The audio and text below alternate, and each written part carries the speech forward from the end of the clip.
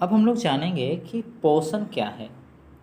पोषण जिन्हें इंग्लिश में न्यूट्रिशन कहेंगे। पोषण वह जैव प्रक्रम है जिसके द्वारा सभी जीवधारी भोजन प्राप्त करते हैं। पोषण जो है वो एक जैव प्रक्रम है जिसके द्वारा सभी जीवधारी भोजन प्राप्त करते हैं तथा उससे यानी कि भोजन से ऊर्जा प्राप्त करते हैं, उससे वृद्धि करते हैं, भोजन की सहायता से वृद्धि करते हैं, शरीर की मरम्मत और जीवन क्रियाओं के संचालन के लिए आवश्यक पोषक तत्व प्राप्त करते हैं।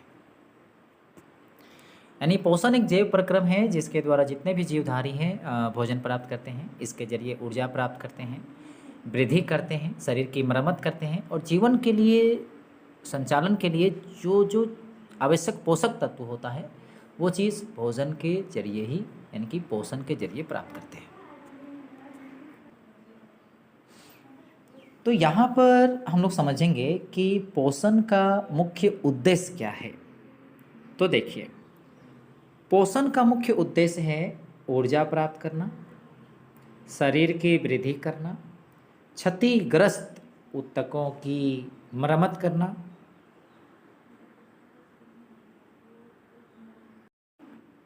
सभी जैव क्रियाओं को सुचारू रूप से चलाना।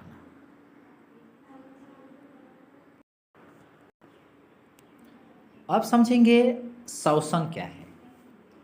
श्वसन वह प्रक्रिया है जिसके द्वारा जीव भोजन का विघटन करके यानी कि भोजन को तोड़ के, श्वसन जो है एक प्रक्रिया है जिसमें जीव क्या करता है, भोजन का विघटन करके अपनी सभी जीवन क्रियाओं के लिए आवश्यक ऊर्जा प्राप्त करते हैं। जितने भी जीव हैं ना उसको ऊर्जा चाहिए और ये ऊर्जा वो भोजन को तोड़ के प्राप्त करते हैं।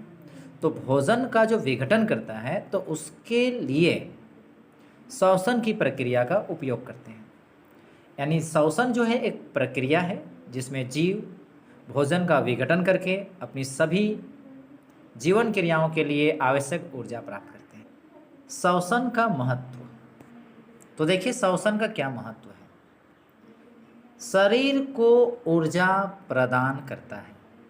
श्वसन जो है शरीर को ऊर्जा प्रदान करता है, वृद्धि और विकास में सहायता करता है, शरीर की सभी जैव क्रियाओं जैसे कि चलना, दौड़ना, सोचना आदि के लिए ऊर्जा उपलब्ध कराता है।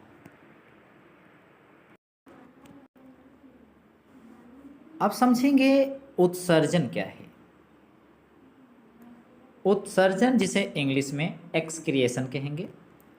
उत्सर्जन वह जैव प्रक्रम है जिसके द्वारा जीव अपने शरीर से हानिकारक एवं अनावश्यक अवशिष्ट पदार्थों यानी कि जो उसके शरीर के लिए उपयुक्त नहीं है, वो आवश्यक नहीं है शरीर को, तो ऐसे हानिकारक और अनावश्यक अवशिष्ट पदार्थ को बाहर निकालते हैं।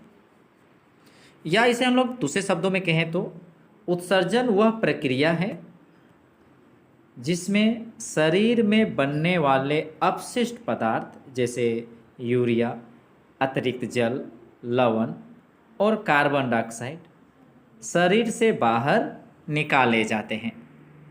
यानी शरीर से हानिकारक अनावश्यक पदार्थ को निकालना ही ये जो प्रक्रिया है इसे ही उत्सर्जन कहा जाता है।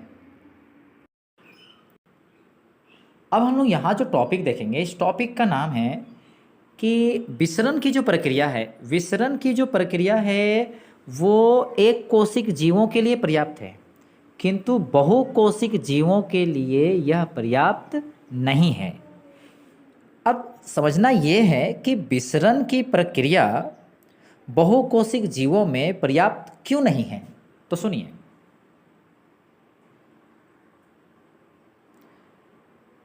एक कोशिकीय जीव, कोई एक कोशिकीय जीव जो होता है ना, उस जीव की पूरी सतह पर्यावरण के संपर्क में रहती है।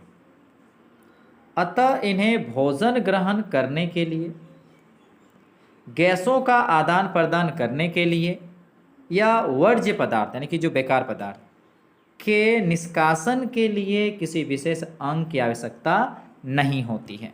लेकिन बहुकोशिकीय जीवों में सभी कोशिकाएं अपने आसपास के पर्यावरण के सीधे संपर्क में नहीं रहती हैं या नहीं रह सकती।